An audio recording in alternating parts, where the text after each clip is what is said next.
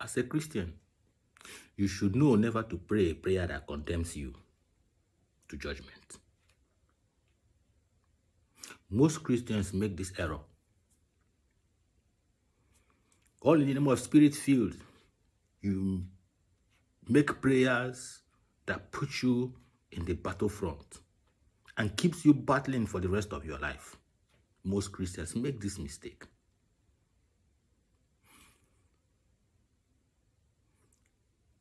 When you pray, channel your prayer with love. That is the mind of God, and the prayer will work for you.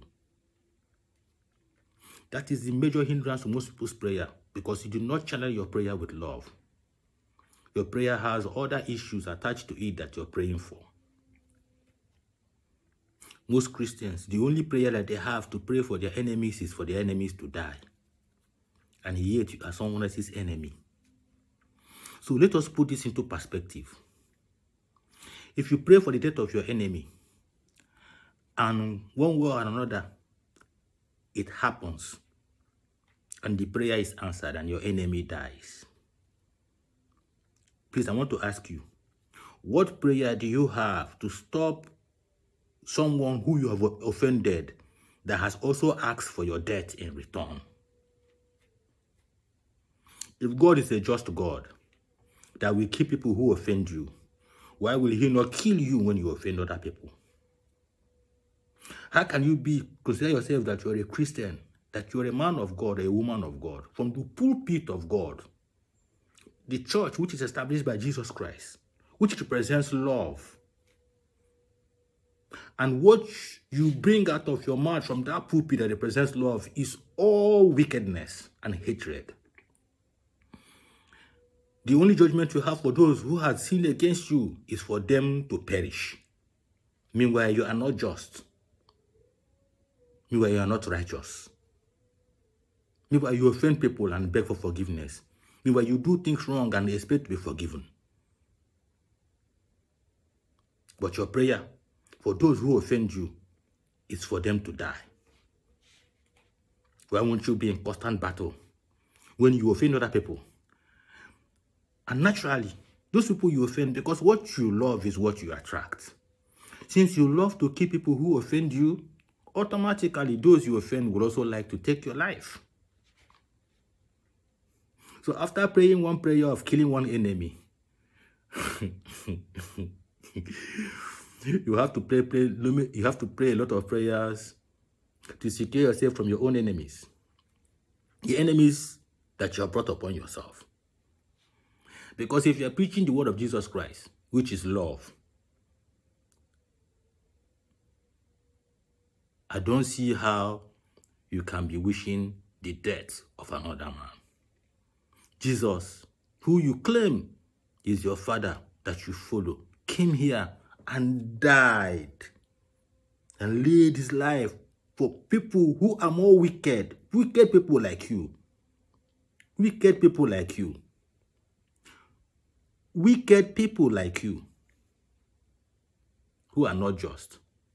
But somehow, you have considered yourself just to pray for the death of another person.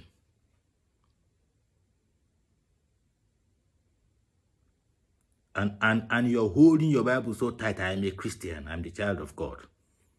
Meanwhile, the man you represent, the God that you represent is a God of love. How much love do you show? In today's church, the kind of gossip that goes on in the churches, it kills more souls.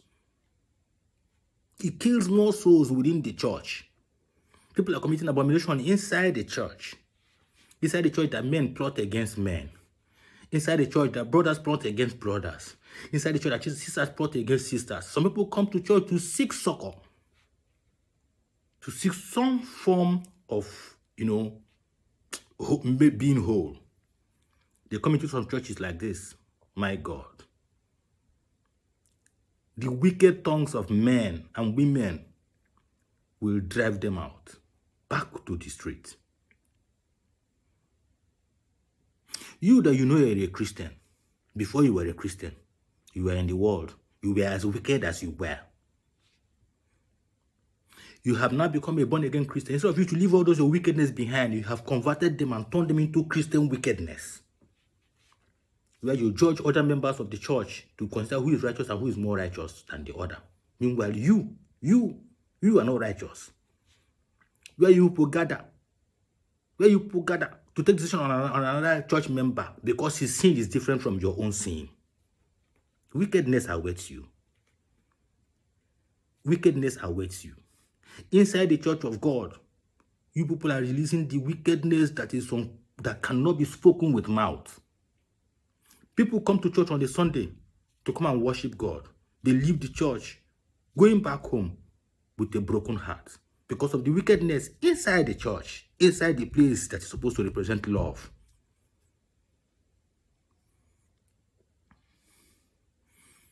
You say you're a Christian, you're constantly fighting battles. Check your lifestyle. Have you made other people's lives battle-free? Has your mouth spoken good things to people's lives? How many people have you gossiped and has torn their hearts apart? How many people have you shown wickedness that is untold, all in the name of whatever?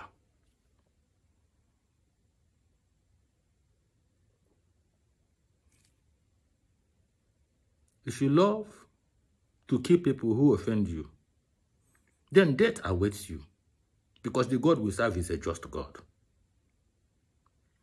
If Jesus Christ said pray for your enemies, and you converted it that sometimes you need to pray for your enemy to die. Now, Jesus Christ's word does not work, and your own will work.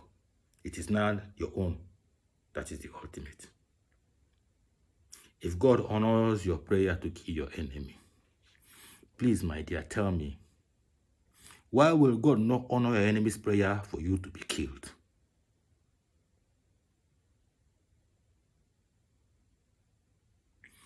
How many words of your mouth that are sweet, so soothing, that a man who wants to die will remember the words of your mouth and say there is hope?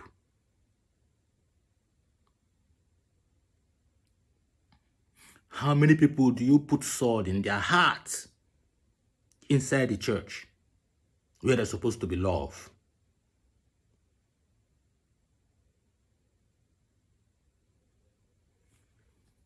Jesus is watching.